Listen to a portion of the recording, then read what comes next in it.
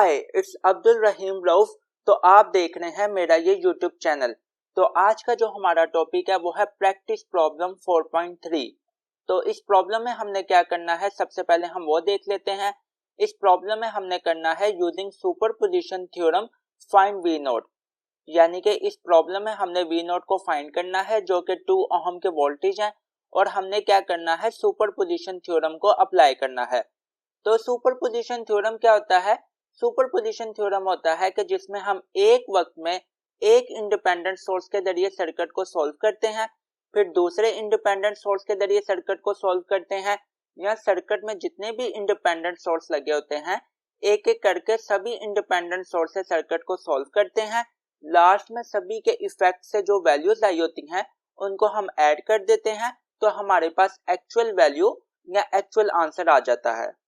तो जब हम एक इंडिपेंडेंट सोर्स के जरिए सर्किट को सॉल्व कर रहे होते हैं तो सर्किट में बाकी जितने भी इंडिपेंडेंट सोर्स लगे होते हैं आपने उनको क्या करना है, आपने उनको ऑफ कर देना है।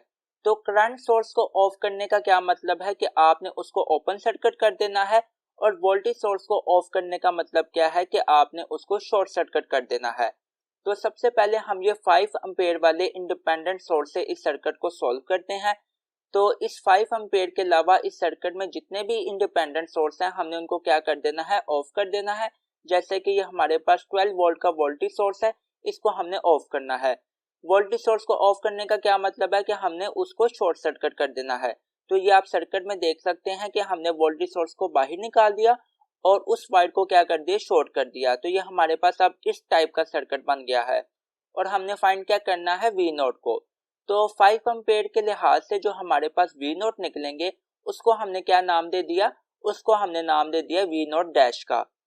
अब इसको हमने फाइंड करना है, तो इसको फाइंड करने के लिए हम क्या करेंगे, ओहम्स लॉ को अप्लाई करेंगे। ओहम्स लॉ के मुताबिक V is equal to I into R. तो R तो हमारे पास मौजूद है, वो क्या है 2 ओहम। I हमारे पास मौजूद नहीं है, तो I को हमने फाइंड करना है। तो अगर आप इस सर्किट में इस नोड पे देखें, ये जो हमारे पास 5 एम्पेयर का करंट है वो इस नोड से 2 पार्ट्स में डिवाइड हो रहा है, एक राइट साइड की तरफ और एक लेफ्ट साइड की तरफ।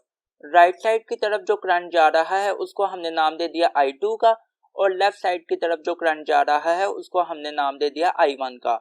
और अगर आप देखें 3 ओहम की रजिस्टर और 2 ओहम की रजिस्टर ये आपस में सीरीज में लगी हुई है, और सीरीज में हमें पता है कि करंट सेम होता है, यानी कि जो करंट 3 ओहम के रजिस्टर में से गुजरेगा वही करंट 2 ओहम के रजिस्टर में से गुजरेगा, और दोनों में से कौन सा करंट गुजर रहा है, I1, जिसको हमने फाइंड करना है। तो I1 को फाइंड करने से पहले हम इस सर्किट को थोड़ा सा सिंप्लीफाई कर लेते हैं, यानी कि ये जो दोनों रजिस्टर सीरीज में लगी हुई हैं इनको सीरीज में सॉल्व कर लेते हैं। सीरीज में हमें पता है कि रेजिस्टेंस ऐड होती हैं, तो 3 + 2 = 5 ओहम। तो इन दोनों रजिस्टर की जगह हमारे पास एक ही रजिस्टर आ जाएगी, वो कौन सी है, 5 ओहम। तो अब हमने क्या करना है, I1 को फाइंड करना है। तो I1 को फाइंड करने के लिए हम क्या करेंगे, CDR को अप्लाई करेंगे। CDR क्या होता है, करंट डिवीजन रूल। और ये किस सर्किट पर अप्लाई होता है, ये उस सर्किट पर अप्लाई होता है कि जिसमें हमारे पास एक करंट सोर्स होता है जिसके पैरेलल में 2 रजिस्टर लगी होती हैं। जैसे कि आप देख सकते हैं 5 एम्पेयर का एक करंट सोर्स है और इसके पैरेलल में 5 ओहम की 2 रजिस्टर लगी हुई हैं।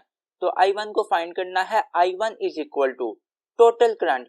टोटल करंट हमारे पास क्या है, 5 एम्पेयर, तो टोटल करंट की जगह आ गया 5, डिवाइडेड बाय टोटल रेजिस्टेंस।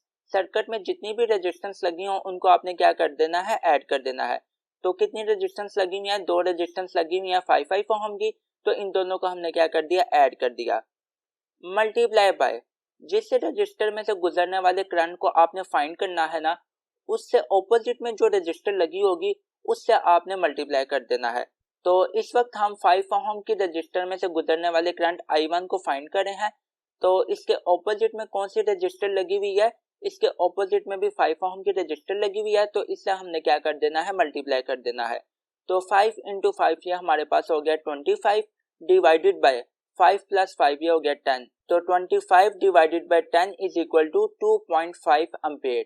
तो 2 ओहम के रजिस्टर में से गुजरने वाले करंट हमने I1 को फाइंड कर लिया। तो अब हम क्या करते हैं, V नोट डैश को फाइंड कर लेते हैं।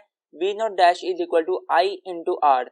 I की जगह क्या आ गया, I1, और I1 की जगह क्या आ गया, 2.5 एम्पेयर, और R की जगह क्या आ गया, R की जगह आ गया 2 ओहम। तो वी नोट डैश हमारे पास क्या निकले, वी नोट डैश हमारे पास निकले 2.5 into 2 is equal to 5 volt. तो 5 एम्पेयर के लिहाज से हमारे पास जो वी नोट डैश निकले वो कितने हैं, 5 वोल्ट।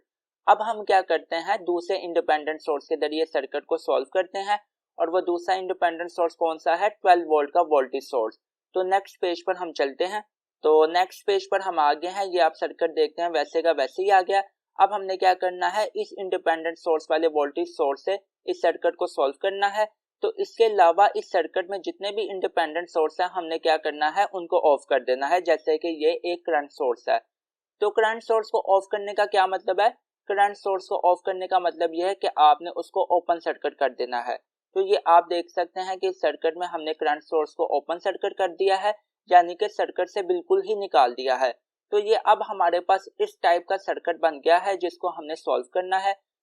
तो 12 वोल्ट के लिहाज से जो हमारे पास वी नोट निकलेंगे उसको हमने नाम दे दिया है वी नोट डबल डैश का। अब हमने इसको भी फाइंड करना है, तो इसको फाइंड करने के लिए हम क्या करेंगे, ओहम्स लॉ को अप्लाई करेंगे। ओहम्स लॉ के मुताबिक V is equal to I into R. तो R तो हमारे पास मौजूद है, वो क्या है 2 ओहम। I को हमने फाइंड करना है। तो अगर आप इस सर्किट में देखें 5 ओहम के रजिस्टर, 3 ओहम के रजिस्टर और 2 ओहम के रजिस्टर, ये तीनों की तीनों रजिस्टर आपस में सीरीज में लगी हुई हैं, और सीरीज में हमें पता है कि करंट सेम होता है, यानी कि जो टोटल करंट होगा वही टोटल करंट इन तीनों रजिस्टर में से गुजरेगा, और 2 ओहम के रजिस्टर में से भी वही गुजरेगा जिसको हमने फाइंड करना है।